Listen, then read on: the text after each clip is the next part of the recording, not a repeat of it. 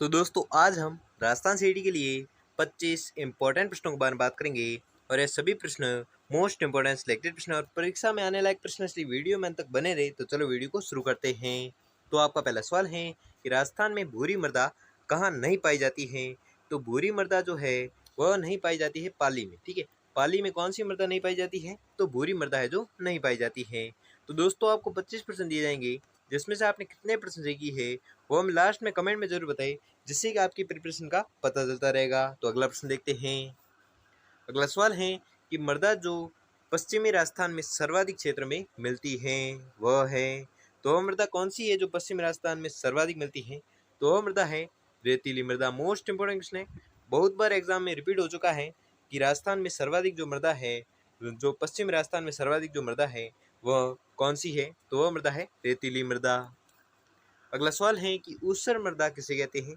तो ऊसर जो मृदा कहते हैं वह कहते हैं खारी व लवणीय मृदा को। मोस्ट इंपोर्टेंट क्वेश्चन है, ये भी प्रश्न बहुत बार पूछा गया है कि ऊसर मृदा किसे कहते हैं? तो ऊसर मृदा कहते हैं खारी एवं लवणीय मृदा को।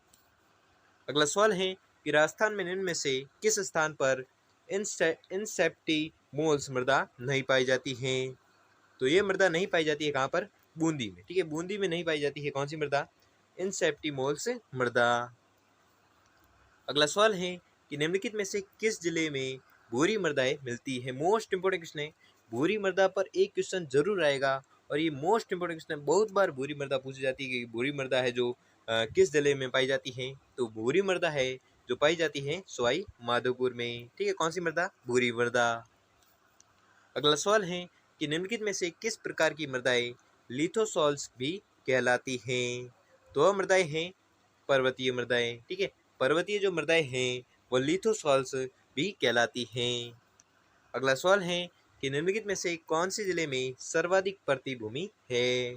तो सर्वाधिक प्रतिभूमि जो है वह है जोधपुर जिले में।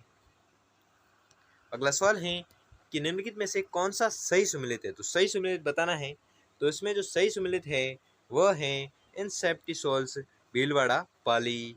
ये जो युग्म है ये सही सुमेलित युग्म है, इसलिए आपका राइट आंसर हो जाएगा ऑप्शन नंबर सी। अगला सवाल है कि राजस्थान के किस प्रदेश में वर्टी मृदा मिलती है? मोस्ट इंपोर्टेंट क्वेश्चन है, मोस्ट इंपोर्टेंट क्वेश्चन है कि वर्टी मृदा है जो किस प्रदेश में मिलती है? तो ये मिलती है हड़ौती के पठार में। अगला सवाल है कि राजस्थान में लवणीय मृदा कहाँ पाई जाती है? तो लवणीय जो मृदा है वह पाई जाती है कोटा में। ठीक है, कोटा जिले में लवणीय मृदा है जो पाई जाती है। अगला सवाल है कि राजस्थान के नागौर, पाली, बाड़मेर एवं जैसलमेर जिलों में मुख्यतः कौन सी मृदा है जो पाई जाती है? तो इन जिलों में पाई जाती है बलुई मृदा। ठीक है, बलुई मृदा कहाँ पर पाई जाती है? अगर एग्जाम पूछे किन जिलों में पाई जाती है तो आपको याद रखना है बलुई जो मृदा है वो पाई जाती है नागौर, पाली, बाड़मेर, जैसलमेर जिलों में पाई जाती है। इन चारों जिलों में मृदा पाई जाती है कौन सी? बलुई मृदा। अगला सवाल है कि रेह, कल्लर एवं ऊसर किस मृदा के अन्य नाम हैं? तो आपको याद रखना है यह नाम है लवणीय मृदा के अन्य नाम। कौन कौन से? रेह, कल्लर और ऊसर। अगला सवाल है कि राजस्थान में भूरी मिट्टी का क्षेत्र है। मोस्ट इंपोर्टेंट क्वेश्चन है, मैंने पहले भी कहा कि भूरी मृदा पर एक क्वेश्चन बन सकता है और ये very very most important question है कि भूरी मृदा का क्षेत्र कौन सा है? तो वह क्षेत्र है बनास का परवा क्षेत्र। अगला सवाल है कि राजस्थान में लवणीय मृदा का सर्वाधिक प्रसार है।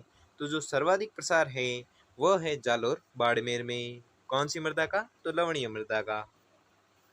अगला सवाल है कि कौन सा सुमेलित नहीं है? तो वह है पीली भूरी बीकानेर।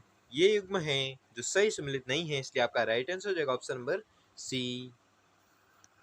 अगला सवाल है कि राज्य की कौन सी मिट्टी में सर्वाधिक नाइट्रोजन की मात्रा पाई जाती है? मोस्ट इंपोर्टेंट क्वेश्चन है, ये भी प्रश्न बहुत बार पूछा गया है कि जो सर्वाधिक नाइट्रोजन की मात्रा है वह किस मिट्टी में पाई जाती है? तो आपको याद रखना है यह पाई जाती है काली मिट्टी में। ठीक है, काली मिट्टी में सर्वाधिक नाइट्रोजन की मात्रा है जो पाई जाती है।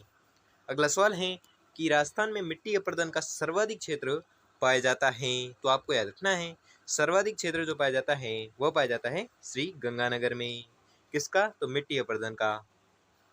अगला सवाल है कि काली अथवा रेगर मिट्टी किस फसल की खेती के लिए सर्वाधिक उपयुक्त है? मोस्ट इंपोर्टेंट क्वेश्चन है, ये प्रश्न बहुत बार पूछा गया एग्जाम में और इस साल भी आने लायक प्रश्न है कि काली अथवा रेगर मिट्टी किस फसल की खेती के लिए सर्वाधिक उपयुक्त है? तो आपको याद रखना है ये सर्वाधिक उपयुक्त है कपास की खेती के लिए, ठीक है। कौन कौन सी मिट्टियाँ? तो वह मिट्टी है काली और रेगर मिट्टी।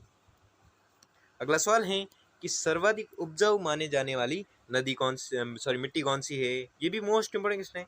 ये भी प्रश्न बहुत बार पूछा गया है कि सर्वाधिक उपजाऊ है जो कौन सी मिट्टी है? तो सर्वाधिक जो उपजाऊ है वह मिट्टी है दोमट मिट्टी। अगला सवाल है कि राजस्थान में कौन सी मिट्टी का प्रसार अधिक है? तो सर्वाधिक जो प्रसार है वह मिट्टी है भूरी रेतीली बलुई, ठीक है। भूरी रेतीली बलुई मिट्टी है जिसका प्रसार राजस्थान में सर्वाधिक है। अगला सवाल है कि किस मिट्टी में लौह तत्व अधिक होता है? मोस्ट इंपोर्टेंट क्वेश्चन है। ये भी प्रश्न बहुत बार पूछा गया है कि किस मिट्टी में लौह तत्व अधिक होता है? तो यह होता है लाल दोमट मृदा में, ठीक है। लाल दोमट जो मिट्टी है उसमें लौह तत्व है जो सर्वाधिक होता है। अगला सवाल है कि चंबल और माही बेसिन में कौन सी मिट्टी है जो पाई जाती है? तो इनमें पाई जाती है काली दोमट मिट्टी, ठीक है। काली दोमट मिट्टी है जो चंबल और माही बेसिन में पाई जाती है।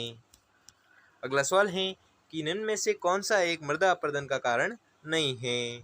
तो वह है वर्षा की अल्पता एवं अनिश्चितता, ठीक है। वर्षा की अल्पता एवं अनिश्चितता जो है वह मृदा अपरदन का कारण नहीं है। अगला सवाल है मूंगफली की फसल उपयुक्त मिट्टी है, ठीक है। मूंगफली की फसल है जो जिसमें उपयुक्त मिट्टी यानी कि किस मिट्टी से मूंगफली की खेती है जो की जाती है? ये मोस्ट इंपोर्टेंट क्वेश्चन है। ये प्रश्न बहुत बार पूछा गया है एग्जाम में कि मूंगफली की फसल उपयुक्त मिट्टी कौन सी है? तो इसके लिए उपयुक्त मिट्टी है पीली मृदा, ठीक है। तो आपको याद रखना है पीली मृदा है जो मूंगफली की फसल के लिए उपयुक्त है। अगला सवाल है कि कपास की कृषि हेतु सर्वोपयुक्त मिट्टी कौन सी है? मोस्ट इंपोर्टेंट क्वेश्चन है। ये भी प्रश्न बहुत बार पूछा गया है एग्जाम में कि कपास की कृषि हेतु सर्वोपयुक्त मिट्टी कौन सी है? तो इसके लिए उपयुक्त मिट्टी है कौन सी? तो आपको याद रखना है वह मिट्टी है काली, ठीक है। काली मिट्टी है जो कपास की खेती के लिए सर्वाधिक उपयुक्त है। तो दोस्तों आपको 25% दिए थे, जिसमें से आपने कितने परसेंट सही की है वो हमें जल्दी से जल्दी कमेंट करके जरूर बताइए। और अगर आपके लिए ये वीडियो थोड़ा सा भी हेल्पफुल साबित हुआ हो तो वीडियो को लाइक और चैनल पर नए हो तो चैनल को सब्सक्राइब कर लीजिए और बेल आइकन को प्रेस कर लीजिए जिससे कि वीडियो की नोटिफिकेशन आपको मिलती रहेगी। धन्यवाद।